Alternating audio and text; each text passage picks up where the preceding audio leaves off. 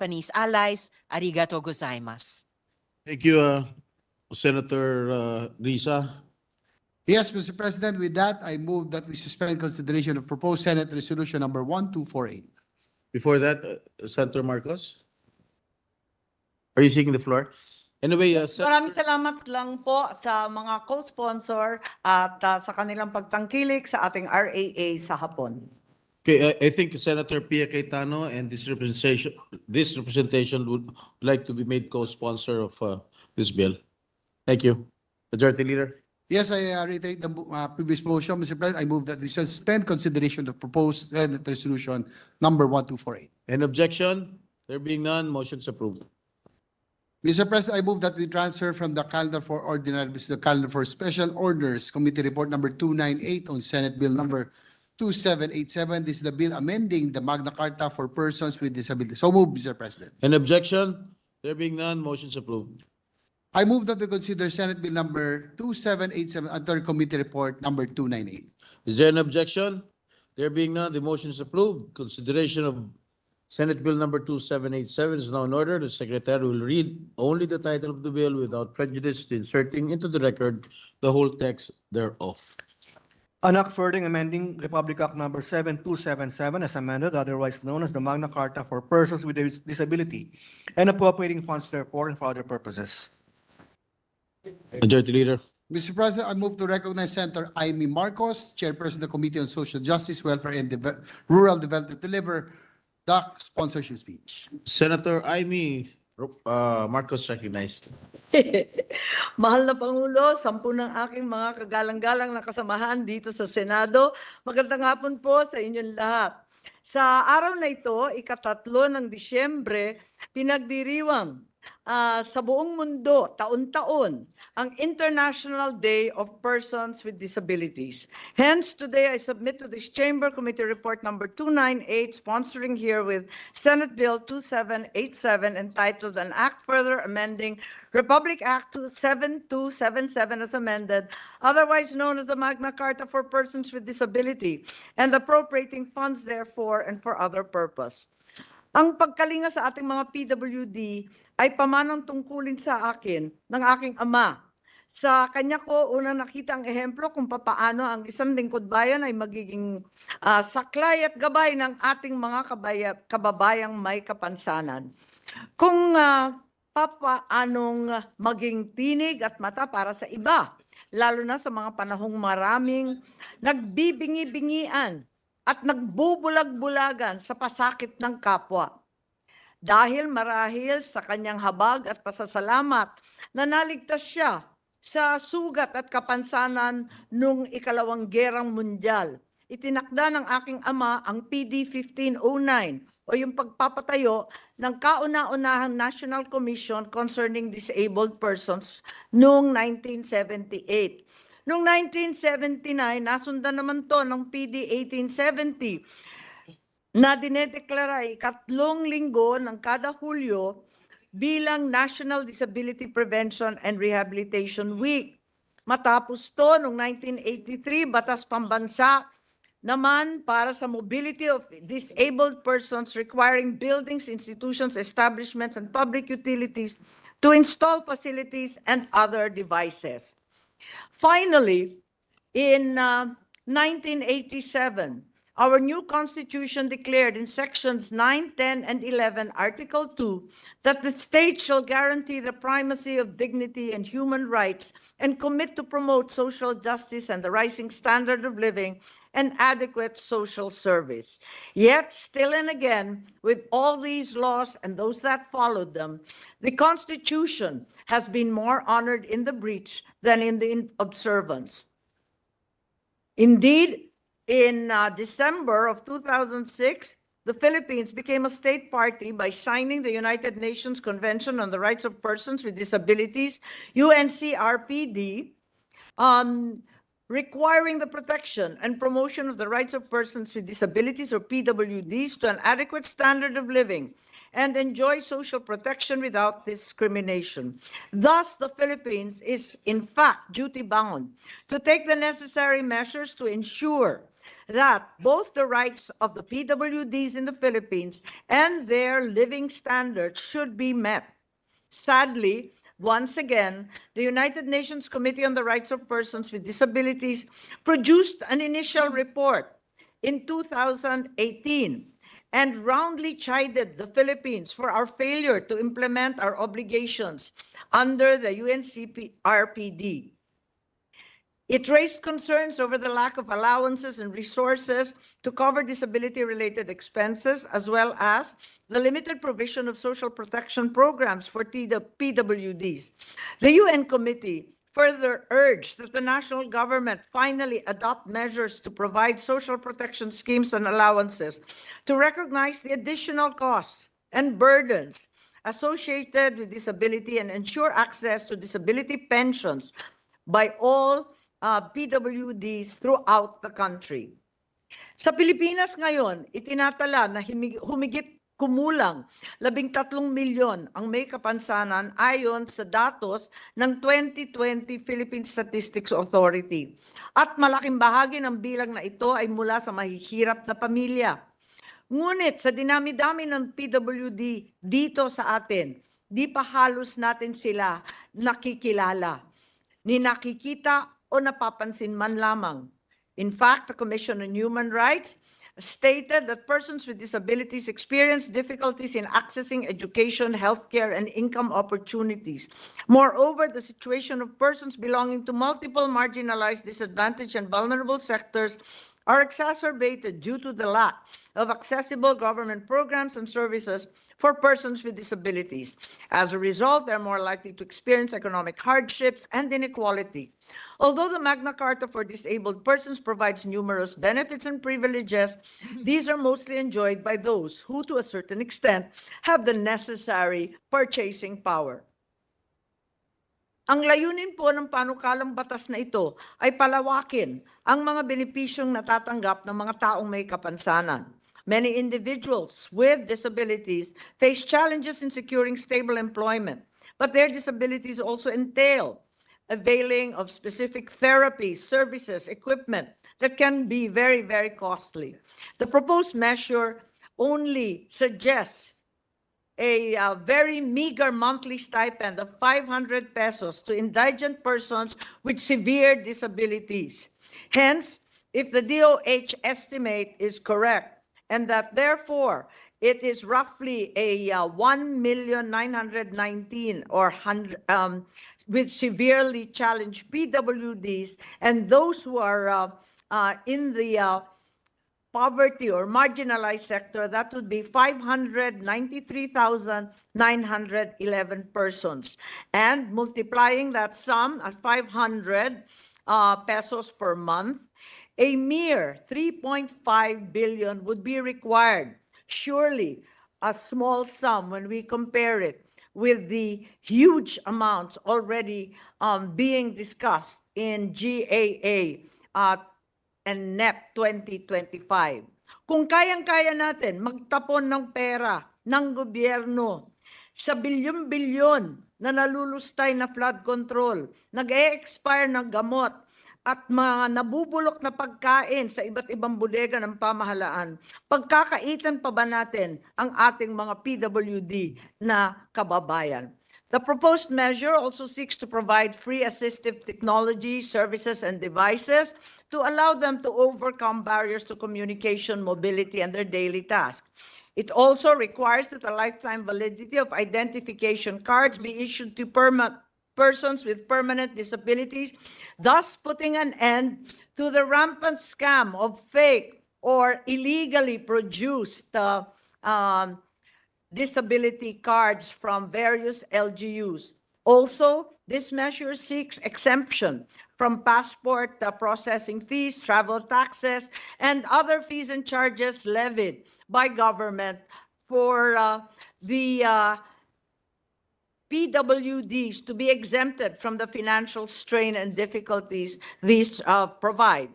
Batid natin na malaking tulong para sa ating mga mahihirap na PWD ang 500 piso lamang. Buwanang stipend na naglalayong suportahan ang pang-araw-araw nilang gastusin at anihin ang kanilang mga pinansyal na pasanin. Ngunit gaano man kaganda ang layunin ng panukalang batas na ito, magiging walang halaga kung walang karampatang pondo dahil walang paraan upang maisatupad ito. Kaya hinihingi ko ang suporta ninyo para maipasa ang panukalang batas na tulad ng ating mga social stipend at e-Centenarians Act ay pwede naman simulan sa maliit na halaga. Malaman lang ng ating may kapansanan na binibigyan sila ng sapat ng na pondo at pagkilala. Na ilayo natin sana sila sa diskriminasyon at bigyan ng pantay-pantay na pagkakataon para sa lahat. Kung ang PWD ay dadagdagan ng 2 letra E, enabled at empowered, ito ay magiging hindi lamang PWD, kundi pwede. 2 letrang E lang yan. At sa hindi na mabilang na pagkakataon, napatunayan na ng bulwagang ito na kaya nating gawing pwede ang sinasabi nilang imposible. Handa akong ibigay ang 2 letra E sa pangalan ko para ang PWD ay maging pwede. Hangad ko naman sa inyo ang 2 letrang O para ang panukalang ito ay maging totoo. Maraming salamat, Ginoong Pangulo at mga kasamahan sa Senado. Thank you, Senator Marcos, Majority Leader. Yes, Mr. President, next to deliver his sponsorship speech is Senator Ramon Bong Revilla. I move that he be recognized. The gentleman from Cavite, Senator Bong Revilla, is recognized. Thank you, Mr. President. I rise today to join our very able sponsor, Senator Amy Marcos, in seeking this chamber's sweep approval of Senate Bill number 2787 under Committee Report number 298. This proposed measure is a step towards the achievement of our collective advocacy and the full realization of universal social justice. Social justice is not simply equal treatment. Rather, it demands that the vulnerable sector receives better. Hindi sapat ang patas na pagtingin, lalo na kung kailangan ng isang sektor na ng higit na atensyon, tulong at kalinga. The persons with disabilities, PWD sector, is a segment of our society that must always be among the top priorities of the state. We should always have a bias towards promoting their welfare.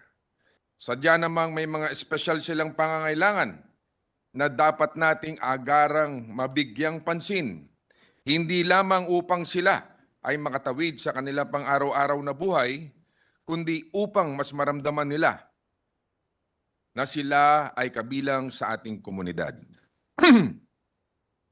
Even at the risk of this bias, we have to ensure that we legislate equitable laws in order to nurture this sector so that they can unleash their fullest potentials. Tumitindig tayo ngayon upang bigyan ng mas malakas na tinig ang ating mga kababayang PWD. Ako mismo, Mr. President, bagamat pansamantala lamang, ay napagdaanan rin kahit paano ang hirap na dinadanas nila. Maski sa mga ordinaryong aktibidad lamang to, Mr. President. They say, you will never know the struggles and trials other persons goes through unless you walk in their shoes. Kamakailan nga tayo ay subukin ng tadhana, nabigyan tayo ng bahagyang silip sa mga pinagdadaanan nila. Saksi naman po kayo sa pagsubok na yon na hindi makalakad at hirap na makapasok sa plenaryo. It gave us not only a glimpse but a more profound understanding of their daily struggles. Napakahirap po talaga, Mr. President. Kung kaya naman kalinga ang dapat alay natin sa kanila. Kaya naman ako ay kumakatok sa inyong konsiderasyon upang madali at mabilis na maipasa ang panukalang ito, Mr. President. Mr. President, we are seeking for is equity so we may achieve inclusivity. Let us give them more as they rightfully deserve more. Let us make this nation as inclusive as it can be, especially for our PWDs kababayans. Let us give those who have less in life more in law. Thank you, Mr. President. Thank you, Senator Revilla, Majority Leader. Yes, Mr. President, next to co-sponsor the measures is Senator Ronald Bato de la Rosa. I move that he be recognized. Senator De La Rosa is recognized.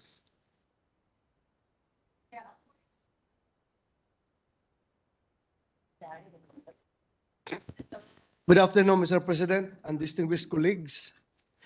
I rise today to co-sponsor Senate Bill number 2787 under Committee Report number 298, which seeks to provide persons with disabilities additional benefits among others. So, Mr. President, hindi kaila sa mga nakakilala sa akin na ang puso ko ay malapit sa ating mga kababayang may kapansanan sapagkat ang aking bunsong kapatid at bayaw ay parehas na miyembro ng PWD community.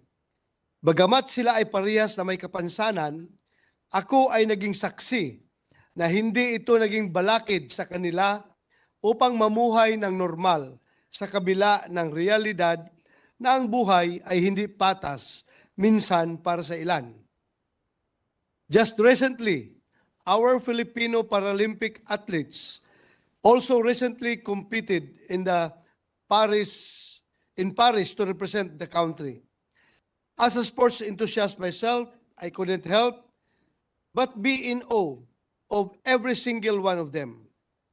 Saludo ako sa bawat isa sa kanila sapagkat batid ko ang hirap ng isang atlitang lalong-lalo na para sa mga kababayan may kapansanan. Nonetheless, our Paralympic athletes prove to us that these disabilities are not hindrances in achieving excellence and bringing honor to our country. Mr. President, it is truly without a doubt that our PWDs are individuals we should look up to and gain inspiration from in living a meaningful and purposeful life. With this, I am very much honored to co-sponsor a measure which I know will fully integrate and promote PWD participation in the society. It is my fervent hope that through this measure, we will be one step closer in ensuring that the promotion of welfare of our PWD brothers and sisters is at all times prioritized. It is incumbent upon us to promote an inclusive and accessible life by limiting, if not totally removing, the barriers that prevent them from living a normal life. Robert Hensel once said, "There is no greater disability in society than the disability to see a person as more." I urge my colleagues to support this measure. Thank you, Mr. President. Thank you, Senator De La Rosa, Majority Leader. Yes, Mr. President, Senator Bongo and Senator Joel Villanueva would like their co-sponsorship speeches be inserted in the records. Including this representation, Majority Leader. Yes, Mr. President. And last, but not the least, to co-sponsor the measure is our Deputy Minority Leader, Senator Risa Ontiveros. I move that she be recognized. Senator Risa Ontiveros recognized. Salamat po, Mr. President. At magandang hapon po. Nais kong ipahayag ang aking suporta sa Senate Bill 2787 na magbibigay ng buwanang stipend para sa ating mga kababayang persons with disability. Hindi man kalakihan ang nakayanan nating ibigay sa ngayon, umaasa ako na sa mga darating na panahon ay madadagdagan pa natin ito upang makatulong pa sa kanilang pang-araw-araw na gastusin. This represents our collective commitment to equity and upholding their rights. For many, living with a disability brings challenges that extend beyond physical or mental health. The added strain of financial uncertainty can make these challenges even more daunting. This 500 peso stipend is designed to ease this burden, providing not just economic support, but also a sense of dignity and stability. It's crucial to recognize that people with disabilities are capable, resilient, and deserving of the same opportunities as anyone else. We must ensure that they are not held back by the barriers of financial hardship. By supporting this assistance, we affirm our dedication to inclusivity and equal access to the opportunities that enrich lives and build stronger communities. Let us continue to advocate for the sustainability and enhancement of this vital support. Together, we can ensure that everyone, regardless of our abilities, has the chance to thrive and contribute to our society. Mr. President, marami pong salamat. Maraming salamat, Senator Risa, Majority Leader. Mr. President, I move that we suspend consideration of Senate Bill number 2878. Is there an objection? There being none, motion is approved. Mr. President, I move for a minute suspension. Session suspended.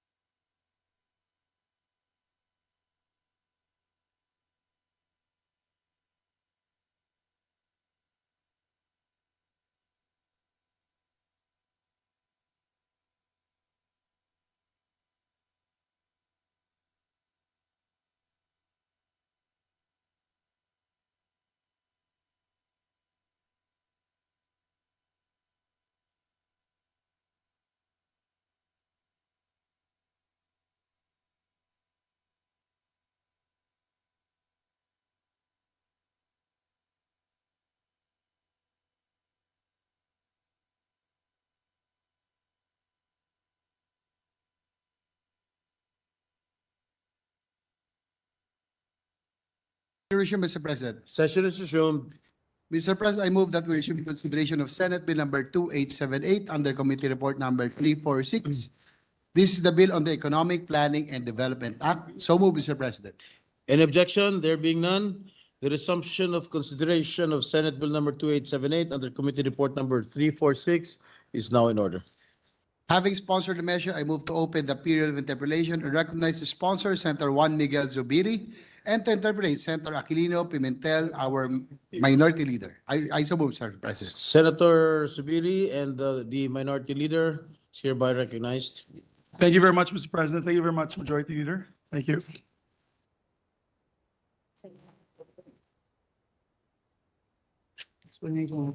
Maybe if the sponsor wants to make an opening statement or no more? No more na po. Well, a little bit lang, Mr. President, to my dear colleagues. Apparently, through our research, the NEDA, the National Economic Development Authority, was a creation of an executive order at the time. I think it was in 1987. Of course, at that time, most of the executive orders had the strength of a law. During the transition government of then former President Corazon Aquino. And we still have not actually institutionalized it into a law.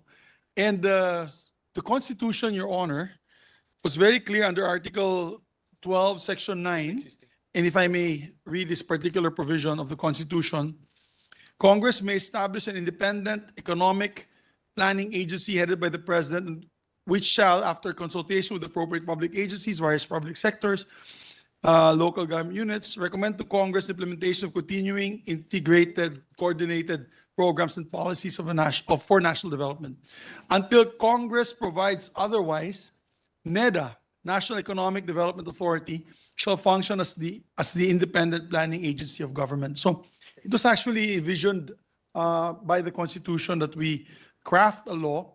And the reason for this, and some people have asked, Mr. President, why we need to do this. Number one, of course, we institutionalize it into law. The other is because of their expanded powers, Your Honor. Through the years, the last, how many? Since 1987, what's that? Almost 40 years. 38 years, or 37 years rather. We have passed several laws that include NEDA in their law. In other words, they include NEDA as part of the function of the law. Now, there you go. 133 RAs, Your Honor. 133 public acts and EOs where NEDA participates in interagency bodies. And so it's good that under this bill, we are actually institutionalizing all their mandates and functions because of this 133 Republic Acts, Your Honor, Mr. President.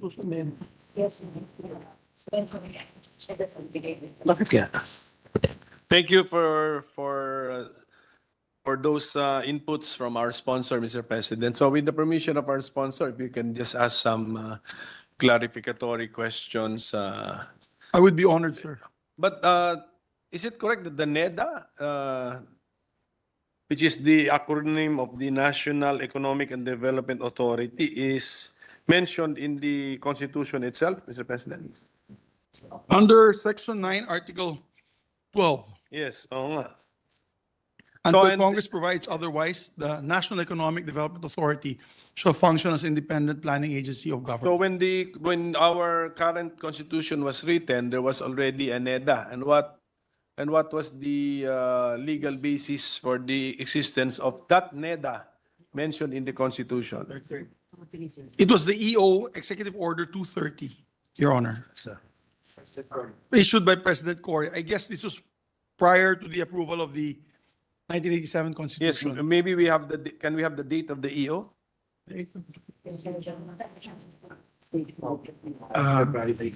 We'll just find out, Your Honor.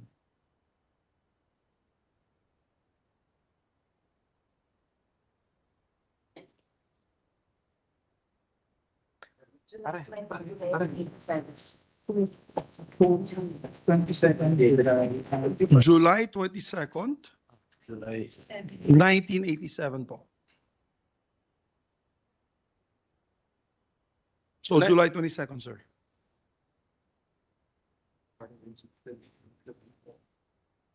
So July 22, 1987. Yes, sir. When did the Constitution become effective, Mr. President? I think that's February 1987. February of 1987. I think at that time, Your Honor, wala pang Congress. I think Congress was not elected. They didn't elect Congress yet. So No, my point Or is, that my would be- point, my point is when the 1987 Constitution was being written or drafted, well, because it mentions NEDA. yes, sir. So there might have been already a NEDA, not created by EO2. Marcos time, Your Honor, That before. is, I'm asking for facts, Mr. President, because if EO 230 was issued in July 1987, then when they were writing the Constitution, approved in February 1987, EO 230 was not the legal basis for NEDA. So there is a PD, yung research ko po hanggang Cory lang, Tita Cory lang. Sige, So, can we ask for a minute suspension, Mr. the President? session The suspended. session suspended.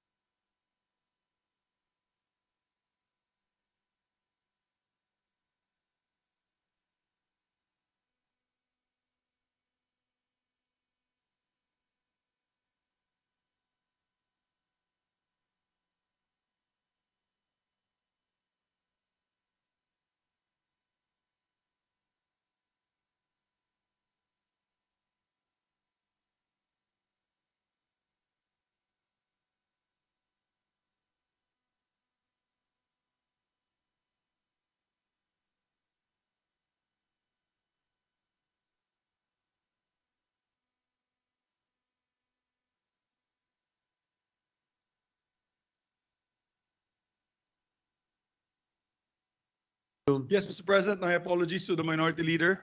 Upon further study, and I did ask this to my staff, and upon further study, our resource person showed a PD 107 creating the NEDA on the 24th of January, 1973. That's the Yes. original. Is NEDA with us? Is our representative from Yes. NEDA with us? Rose Okay. CUSEC Rose is with us. Yes, ma'am. Welcome, ma'am. I think NEDA would be proud to claim to have been founded on December 23, 1935. That is the result of our research. So, ibig sabihin nun, ano na po to, matandang ahensya na po ito with a rich history of economic planning, development planning. Yes. Your research is better than ours, Your Honor. I salute the minority floor leader. Thank you, Mr. President. But, Mr. President, so our measure wants to convert NEDA into a Department of Economy, Planning, and Development. Is that That's the, correct. Yes, the Department of objective? Economy, Planning and Development. Although it's kind of confusing, Your Honor, because if you look at it, it's DEP-D, parang DEP-ED. Yes. So we may have to amend the on a In the later name, time. the name. The name. Yes. Baka parang hindi ma-confuse sa DEP-ED. Mr. President, we are but the objective of the measure is still to create a department, a new department, di ba? That's Ganun correct, pong Your Honor. lalabas That's na correct, Your Honor. for economic planning siya. It's to Oh, convert into a department. Yes, my problem, Mr. President, is we went back to our constitutional basis. Ang sabi ng ating constitution, and this just occurred to me right now, Mr. President. Yes. Section 9, the Congress may establish an independent economic and planning agency headed by the President, etc. And our claim is we are fleshing out this constitutional provision with this measure, Mr. President. Well, it is one of those. Of course, we can decide to stay on as what it is now. But of course, we'd like to be able to comply with the constitutional request of establishing a NEDA and institutionalizing it through law and also incorporating basically, Your Honor, because the EO 230, of which is being implemented here at the moment by NEDA, has very limited scope as compared to what they're doing now, Your Honor, Mr. President. They're doing a lot more functions now because of the 133 laws that we passed, which included NEDA, everything from CLUP to planning and organizing LGUs to planning and organizing the PDP. It's not the PDP Laban, Your Honor. It's the Philippine Development Plan. So And anyway, that party has been hijacked, Mr. President. So, you're the original and I believe still the president of the party. Mr. President, my point is, if we are converting NEDA, the present NEDA, into a department, so that will now be headed by a secretary, who under our constitutional concepts would be the alter ego of the president. Will that department still be that independent planning agency mentioned in the Constitution? Well, the agency, Your Honor, is still headed by a secretary. As a matter of fact, he goes through the Commission on Appointments like any of the other departments. But he will still be under, of course, the supervision of the President, Your Honor, kasi the NEDA board is headed by the President. They're only the secretariat of the NEDA board, Your Honor. To be, yeah.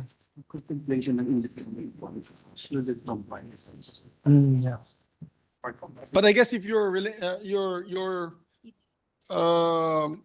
point is that if will it be shielded by political considerations, I think that's part of the mandate that they're supposed to have impartial. No, they should be impartial when it comes to the development of different areas of the country, particularly, Your Honor, if these are local development plans, and therefore the DEPD shall be independent in the sense that as part of its mandate of Section 4 of the bill, the department shall generate and provide impartial, objective, and evidence-based analysis and recommendations to national and local government agencies.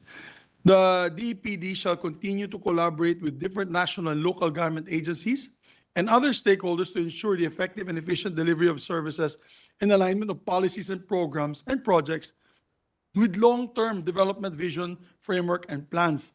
And so, technically, Your Honor, they should be impartial and independent.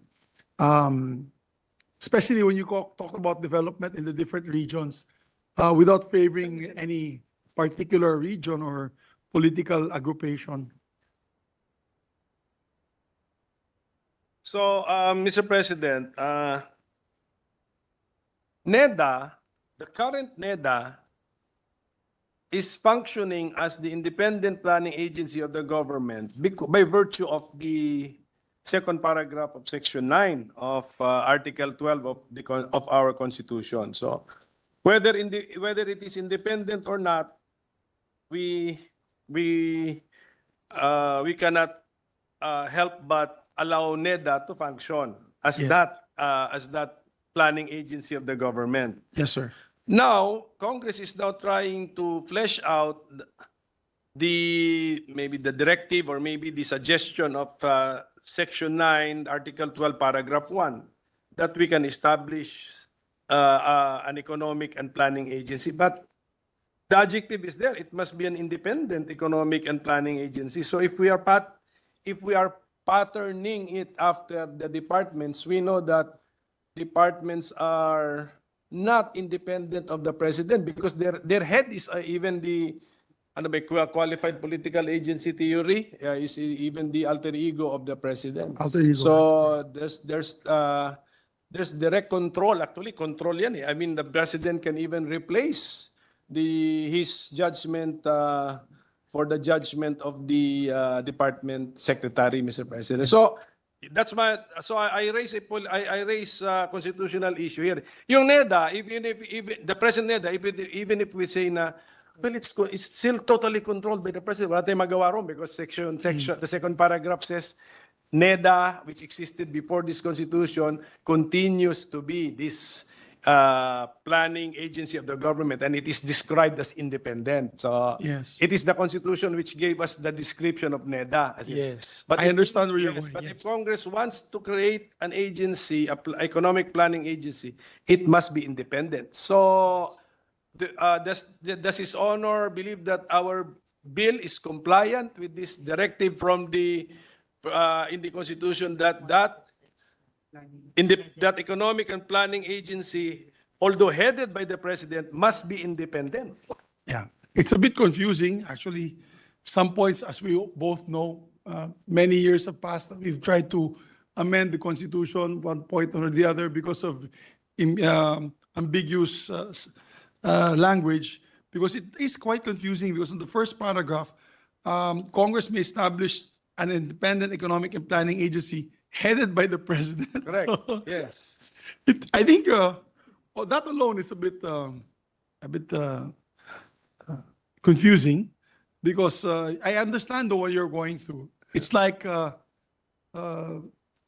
COA or COMELEC, where really they are independent bodies appointed by the president, and you cannot touch them until they're either impeached or they are, that's only impeached or they pass away. You know?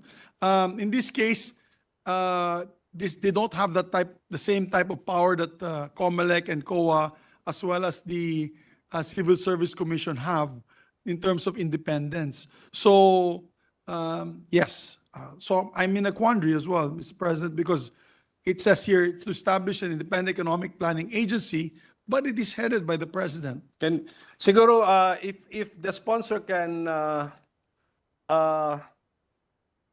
help us understand how the current NEDA functions, Mr. President, baka dyan natin mahanap yung susi into coming up with an agency which is which is independent, but at the same time headed by the president, but not, ang meaning kasi ng headed, it doesn't mean directed by the president. It's headed by the president. I mean, as chairman, he can convene a collegial body, etc. But the decisions cannot be, the decisions of the collegial body cannot be replaced by the president.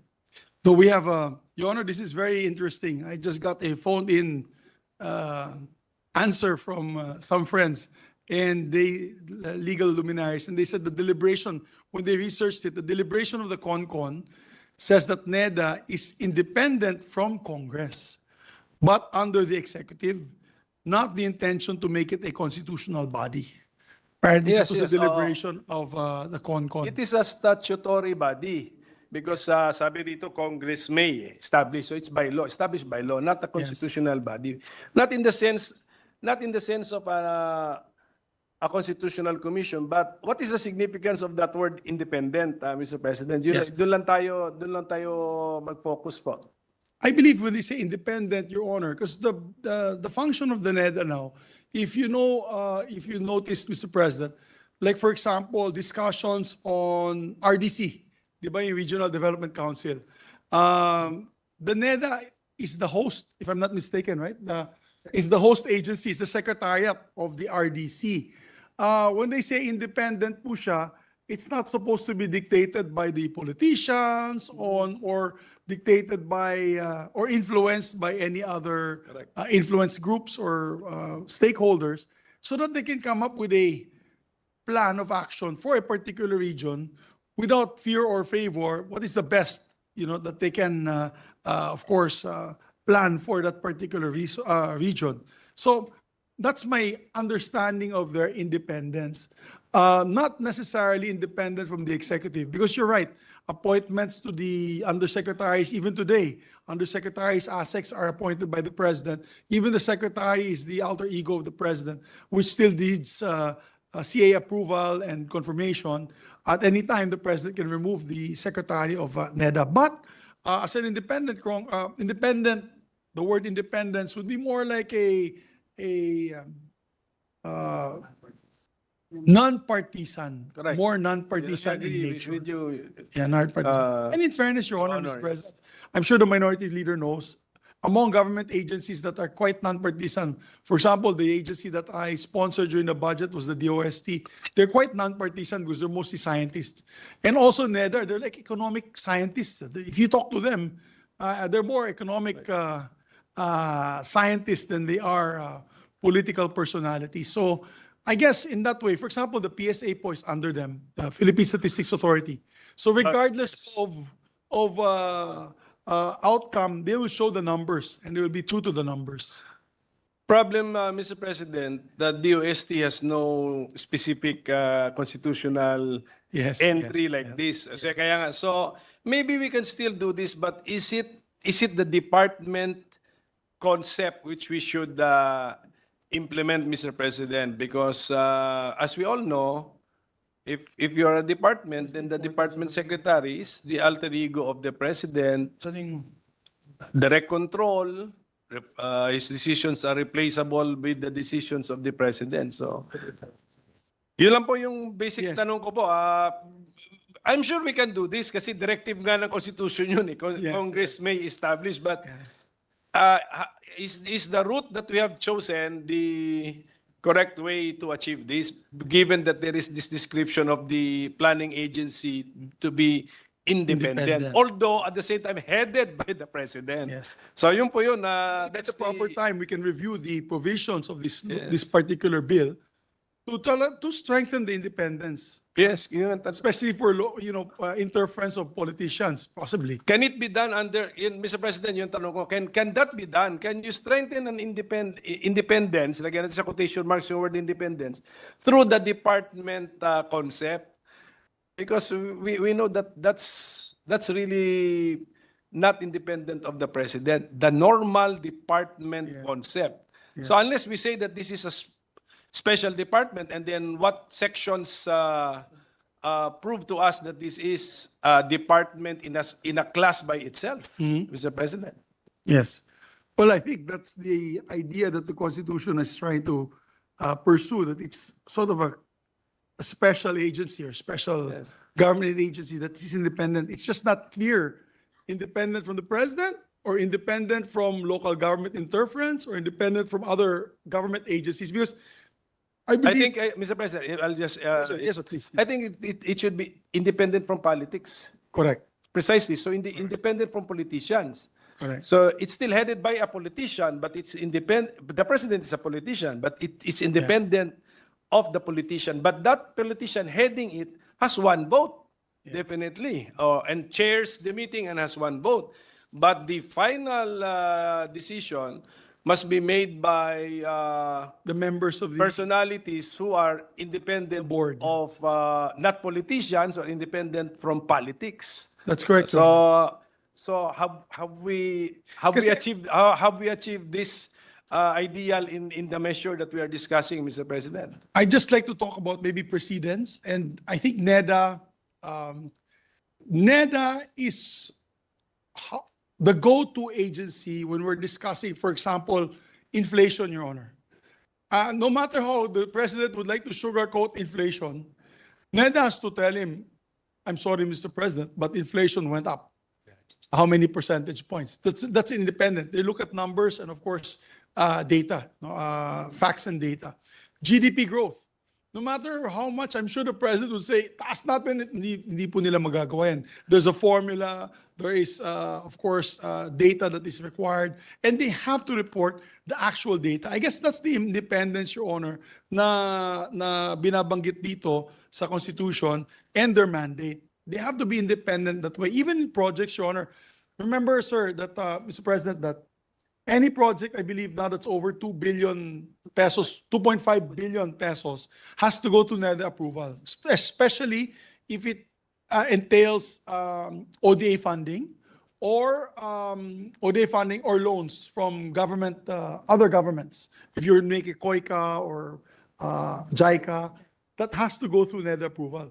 A lot, and I've noticed this in the past, a lot of congressmen, even senators, governors have lobbied with NEDA on particular projects, but NEDA has to stand pat on the priorities. So kung hindi po siya priority and ang laki ng pondo na kailangan dun, they will thumbs down the project, and it's happened many times. I guess that's the independence that they're trying to pursue here, that they will not be coyed or threatened, or they will not allow themselves to be threatened by political pressure on other fronts, of course. And eventually, you're absolutely correct. There's a NEDA board, and this is about, right now, there's 15 members of the NEDA board. They all decide, no, as a board, this particular project is sound, doable. Will it help the GDP growth rate of the country? Will it help with bringing down inflation? Things like that, Ron. So it's a 15-person board headed by the president. Sa ngayon? As chairperson, Your Honor. Chair, Yes. yes. How does NEDA currently function? They really vote with the chairman, the president of the republic as chairman, having only one vote. His vote is counted as one. We have meetings and Yes, according to our USEC, they have meetings periodically, and to decide these flagship projects, and of course, discussions on the planning and Philippine Development Plan. Is there voting? Rarely now they vote. It's a consensus po. I'm just getting. Yes, the I know. feedback from- Pero kung na-convince naman, that's it. That's a decision. Pero let's say if it's really a contentious issue and they are forced to vote, the president of the republic's vote is just one vote. That's correct, Your Honor. In principle, yes. That's the mechanism, Mr. You're President. absolutely correct, sir.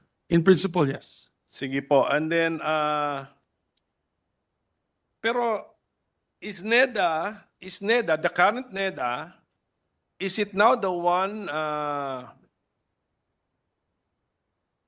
coming up with integrated and coordinated programs and policies for national development? Ginagawa na ba yan ang current NEDA? To the extent that they can, though, Your Honor. Kaya Your ano Honor's kaya President. yun? What does that mean?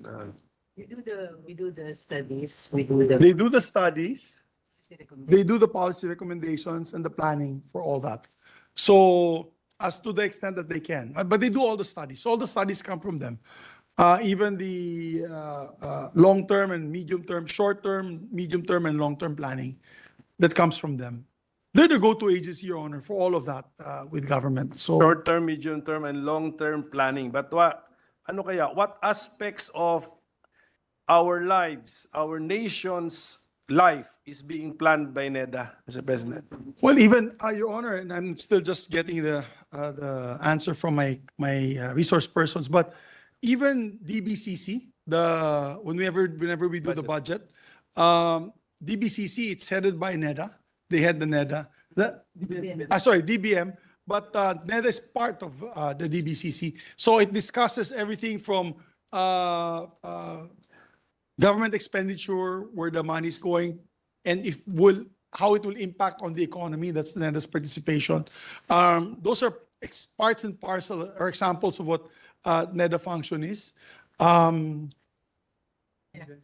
here are the different plans that we have done. As to planning, Your Honor, And also as to planning, as to planning, what Marami pala ito po. aspect of our nation's life is being planned by NEDA? I'll give an example, Your Honor. 2023, major sectoral plans of NEDA. This is only for 2023, Your Honor. The Philippine Action Plan for Nutrition, 2023 to 2028. It was done and approved on 2023, July 7. And we can provide you all these plans. Marami po ba? Marami po. Marami po. And I'll name maybe 5 of these so Sige that po, you can. opo. Philippine Program Against Child Labor Action Plan, the National Objectives for Health, the Philippine Population Development Plan of Action, Labor and Employment Plan, the National Environmental Health Action Plan, Social Protection Plan, Philippine Youth Development Plan, the National Security Policy, as well, National Defense Strategy, Philippine National Police Medium-Term Development Plan, to name many, Your Honor. What was the last one, Your Honor? The National Defense Strategy Plan. Defense. Opo. And the Philippine Crime Prevention Plan. Philippine Police, National Police Commission Crime Prevention Plan. So were those composed and drafted by NEDA, or NEDA just compiled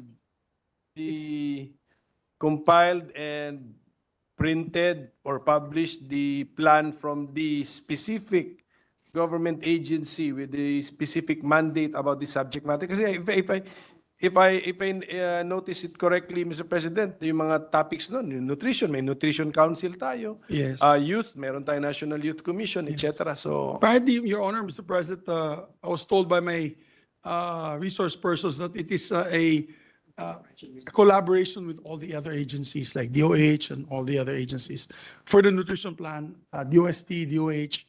So some of them, I think, for example, it says here the second Bangsamoro Development Plan under the Bangsamoro Transition Authority. So I think under the creation of our BOL that you spearheaded, they were able to come up with a development plan for that. So some are mandates of law that they have to. so will the department, just in case if this bill becomes law, will the department continue what the current NEDA is doing as far as those plans are concerned, Mr. President? Yes, it's the ensuring, yes, they will continue. So parang ano rin siya, Ensuring alignment now of the different, parang coordinating body din siya. yes, actually, Parang ganun. coordinating body naman talaga NEDA, Your Honor. To be very honest. They lead the planning, but they're just how to That's explain this. In the actual setup now, as being told by me earlier, NEDA pala is really, NEDA board is the boss, and they're the secretariat. So the NEDA board, when they meet regularly about the direction that the president wants for Bagong Pilipinas or whatever program that they have, NEDA is the secretariat that implements the action plan. So if we create the department, it will just strengthen and institutionalize all these plan of action. Because some of their mandates, Your Honor, to be honest, and I reviewed the EO 32, 230. The EO 230, napaka-ikli ng kanilang mandate as compared to what they're doing now, provided by different mandates of different Republic Acts. So they just want to, instead of amending EO 230, they just want to hopefully institutionalize it by law. And I guarantee, Your Honor, or dear distinguished colleague, this will have no extra cost to government. The only extra cost is they're only requesting for 2 more undersecretaries, because right now they only have 3 undersecretaries and 5 ASECs. Under the other departments, they have 5 undersecretaries. So I think and some other staffing, pero the total cost to government is only 116 million per annum additional cost. To Additional. government. And then we noticed that there is a council being I think Yes po, we that's are the ED creating Council. New council, the ED, Economic Development Committee. Yes, Wala, Economic committee, sorry, Development it's a committee. Council. Council or committee? Council po. Because right now it's the NEDA board, they're going to rename it to the ED Council. Economic Development. Economy Development or Economic Development? Yeah, parang ED Council. So the the current NEDA board's function will now be played and discharged by the Economic Development Council. They're saying it's Economy Development Council. So Economy- Economy Development Council, Your Honor. Economy. Why don't they just call it Economic Development? Separate from Sa bill. the ECOM, which is the Economic Development Committee. Okay. So they're saying Economy Development Council, but Economy I like Development listening to the Council. Economic Development Council, but Sige po. Opo. So parang in effect, we will not lose the current NEDA, because the current NEDA, as we know it becomes the Economy Development Council. yes, And sir. then over and above it, there is now a department structure. The Secretariat, yes, sir. What's the relationship of the EDC, the council, with the department?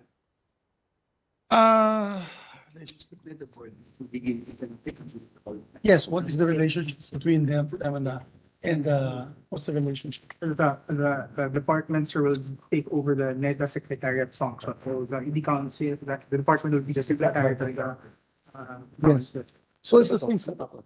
It's basically the same setup, Your Honor. Nothing changes. So the NEDA, well, it'll be DEPD, will become now the Secretariat of the ED Council. So it's the so same. so mali ang na-envision ko. Akala ko nasa loob, napapaloob yung EDC ng department, hindi pala. Hindi So, meron tayong department and above it is the EDC. Yes, yes, sir. That's like the board. When you have a corporate board, Okay. that's the corporate board. So why did we call it the department, Mr. President? Maybe that is what the source of all my this representation's confusion, Mr. President. So, can we have a minute suspension, Mr. President? Suspended.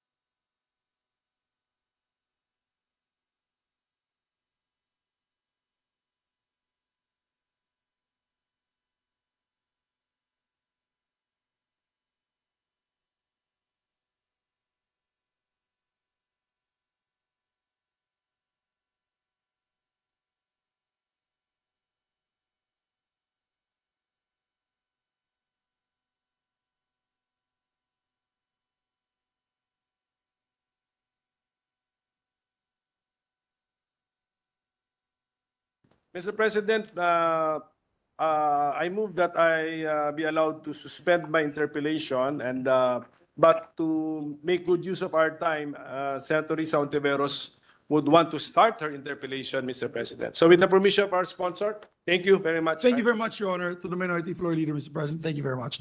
Yeah, we'll just get more information for you, Your Honor. So when we discuss again next week, we can be on point. Thank you, sir. Mr. The President, next to interpolate is our Deputy Minority Leader. Senator Risa Deputy Ontiveros. Minority Leader is recognized. Salamat po, Mr. President, at magandang hapon po, Good afternoon, good sponsor. And to the NEDA family, of course. So, Mr. President, good sponsor, gaya ng sinabi ko sa good sponsor, 3 paksa lang, 7 tanong lamang for this afternoon. So, una po, tungkol sa